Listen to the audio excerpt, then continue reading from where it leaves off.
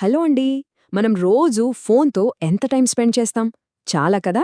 మరి ఆ సమయాన్ని మన బ్రెయిన్‌కి పదును పెట్టడానికి వాడుకుంటే ఎలా ఉంటుంది? అద్భుతంగా ఉంటుంది కదూ!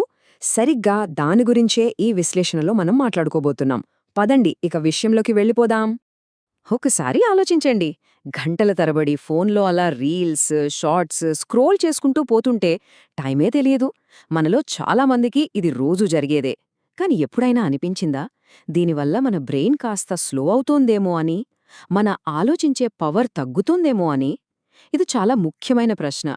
నిపుణులు ఈ పరిస్థితికి ఒక మంచి పేరు పెట్టారు: డిజిటల్ రస్ట్. వినడానికే కొంచెం ఆలోచింపచేసేలా ఉంది కదూ? అంటే సింపుల్గా చెప్పాలంటే, ఇనుప వస్తువుని వాడకుండా పక్కన పడేస్తే ఎలా తుప్పుపట్టిపోతుందో, అలాగే మన మెదడుకి కూడా ఛాలెంజింగ్ విషయాల గురించి ఆలోచించే అవకాశం ఇవ్వకుండా కేవలం తేలికైన కంటెంట్తో నింపేస్తే దాని పదును తగ్గిపోతుంది. అచ్చం తుప్పుపట్టినట్టే అనమాట. సో అసలు ప్రాబ్లం ఏంటంటే, ఈ నాన్ స్టాప్ స్క్రోలింగ్ ఉంది చూశారు, అది మన కాన్సంట్రేషన్ పవర్ని దెబ్బతీస్తోంది. ఏ విషయం మీద ఎక్కువసేపు ఫోకస్ చేయలేం.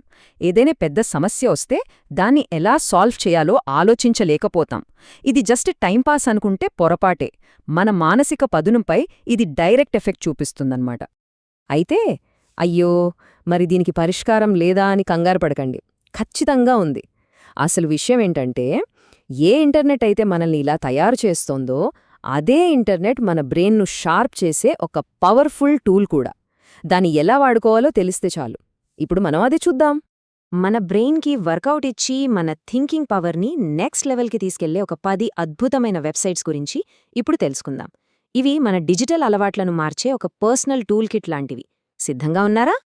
ఓకే. ఫస్ట్ కేటగిరీ పుస్తకాలు చదవడం, ఒక విషయాన్ని లోతుగా తెలుసుకోవడం ఇష్టపడే వాళ్ల కోసం.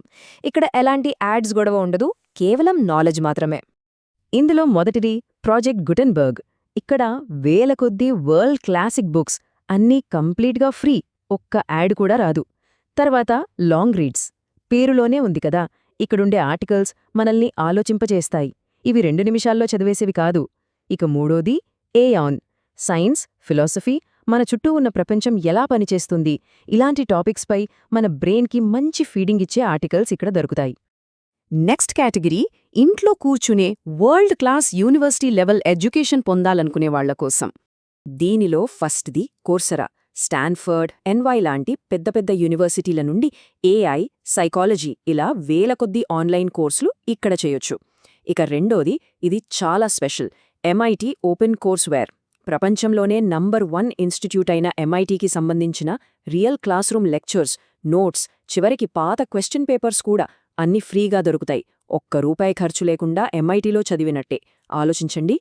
సరే, ఇన్ఫర్మేషన్ తెలుసుకోవడం ఒక ఎత్తైతే, అసలు ఎలా ఆలోచించాలి అని నేర్చుకోవడం మరో ఎత్తు. ఇప్పుడు మనం చూడబోయేవి మన థింకింగ్ ప్రాసెస్ని మెరుగుపరిచే వెబ్సైట్స్. ఫార్నమ్ స్ట్రీట్ ఇదొక అద్భుతమైన బ్లాగ్. ఇక్కడ మెంటల్ మోడల్స్ అనే కాన్సెప్ట్ గురించి ఉంటుంది. ఏంటిది అంటారా? సింపుల్. ప్రపంచంలో సక్సెస్ అయినవాళ్లు, పెద్ద పెద్ద సైంటిస్టులు ప్రాబ్లమ్స్ని ఎలా సాల్వ్ చేస్తారు, వాళ్ల ఆలోచన విధానం ఏంటి అనేదే ఈ మెంటల్ మోడల్స్. ఉదాహరణకి ఇన్వర్షన్ అనొక మోడల్ ఉంది. అంటే ఒక పనిలో సక్సెస్ అవ్వడం ఎలా అని ఆలోచించే బదులు ఫెయిల్ అవ్వకుండా ఉండాలంటే ఏం చేయకూడదో ఆలోచించడం. చూసారా, మొత్తం పర్స్పెక్టివ్ మారిపోయింది కదా. తర్వాతది లెస్ రాంగ్. ఇది మొత్తం లాజిక్ ఇంకా రేషనాలిటీ గురించే. మనందరం ఆలోచించేటప్పుడు తెలియకుండానే కొన్ని తప్పులు చేస్తూ ఉంటాం. వాటినే కాగ్నిటివ్ బయాసెస్ అంటారు. అంటే పక్షపాతంగా ఆలోచించడం లాంటివి. వాటిని ఎలా గుర్తించాలి, వాటిని దాటుకుని బెటర్ డెసిషన్స్ ఎలా తీసుకోవాలో ఈ వెబ్సైట్లో నేర్చుకోవచ్చు. అమ్మో, ఫిలాసఫీ అంటే చాలా కష్టం బాబోయ్ అనుకునే వాళ్లకి ఇంటర్నెట్ ఎన్సైక్లోపీడియా ఆఫ్ ఫిలాసఫీ ఒక వరం లాంటిది. ప్లేటో దగ్గర్నుంచి ఇప్పుడు లేటెస్ట్ థింకర్స్ వరకు ఎంత కష్టమైన టాపిక్నైనా సరే చాలా చాలా సింపుల్గా, క్లియర్గా వివరిస్తారు. ఇక ఫైనల్ కేటగిరీ. ఇవి వెబ్సైట్స్ కాదు, ఇంటర్నెట్లో దాచిపెట్టిన డిజిటల్ నిధి గనులు. వీటిలో ఇన్ఫర్మేషన్కి కొదవే ఉండదు. మొదటిది ఇంటర్నెట్ ఆర్కైవ్. ఇదొక నెవర్ ఎండింగ్ డిజిటల్ లైబ్రరీ అనమాట.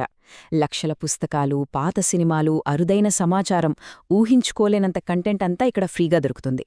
అలాగే ఓపెన్ కల్చర్. ఇదేం చేస్తుందంటే, ఇంటర్నెట్లో అక్కడక్కడా ఉన్న ఫ్రీ కోర్సులు, ఆడియో బుక్స్, డాక్యుమెంటరీలు అన్నింటినీ ఒకే చోటికి తెచ్చి మనకు అందిస్తుంది. చాలా యూస్ఫుల్. ఓకే.